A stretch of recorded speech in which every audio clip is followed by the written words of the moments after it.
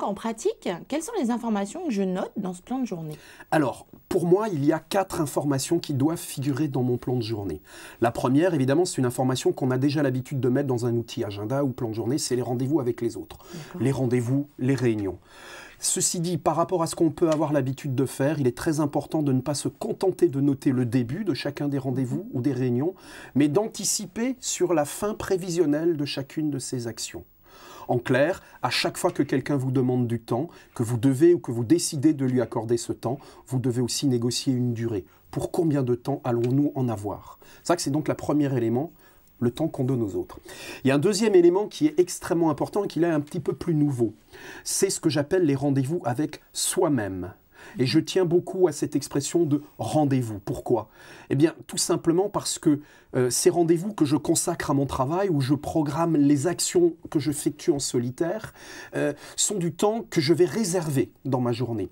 Et l'idée, c'est vraiment de les traiter comme si j'étais en rendez-vous ou en réunion.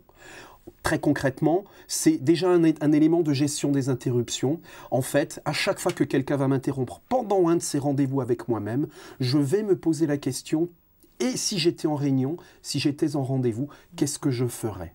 L'idée, c'est de dire: le temps que je passe à faire mon travail a au moins autant d'importance que le temps que je donne aux autres, que je passe en réunion ou en rendez-vous.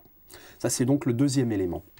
Évidemment, je ne vais pas mettre en rendez-vous avec moi-même toutes les actions de ma journée. Il y a notamment une catégorie d'actions que j'appelle les PMAT, les petites merdouilles à traiter, qui sont des tâches qui me prennent 3 minutes, 5 minutes, 10 minutes, qui elles, en tant que telles, ne méritent pas d'être présentes dans mon agenda. Je vais simplement, pour traiter ces tâches, réserver des rendez-vous avec moi-même que je vais intituler PMAT, et pendant ces plages horaires, je vais les passer les unes à la suite des autres.